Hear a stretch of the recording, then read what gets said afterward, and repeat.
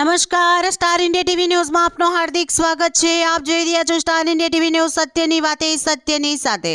31 ડિસેમ્બરને પગલે દાહોદ જિલ્લાની આંતરરાજ્ય સરહદો ઉપર પોલીસનું સઘન વાહન ચેકિંગ હાથ ધરાઈ રહ્યું છે।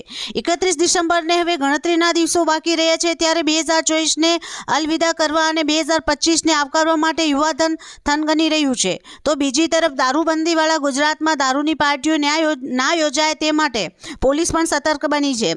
દાહોદ જિલ્લાએ મધ્યપ્રદેશ અને રાજસ્થાનની સરહદે આવેલો જિલ્લો છે, ત્યારે આ બંને રાજ્યોમાંથી વિદેશી દારૂ ગુજરાતમાં ના ઘુસાડાય તે માટે દાહોદ પોલીસે બંને રાજ્યોમાંથી ગુજરાતમાં પ્રવેશ કરતા માર્ગો ઉપર ચેકપોસ્ટો ઊભી કરી છે। ગુજરાતમાં પ્રવેશ કરતા તમામ વાહનોનું સઘન ચેકિંગ હાથ ધરવામાં આવી રહ્યું છે। વિદેશી દારૂ અથવા અન્ય કોઈ પણ કેફી દ્રવ્યોની હેરાફેરી ના થઈ શકે તે માટે જિલ્લાની તમામ ચેકપોસ્ટ ઉપર પોલીસ જવાનો તૈનાત કરી દેવામાં આવ્યા છે અને વાહન ચેકિંગની કામગીરી શરૂ કરી દેવામાં આવી છે।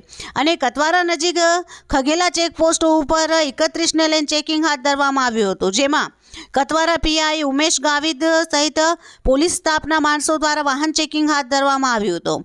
Star India TV News Limbdi reporter Krishnakant Modiya, જિલ્લા દાહોદ।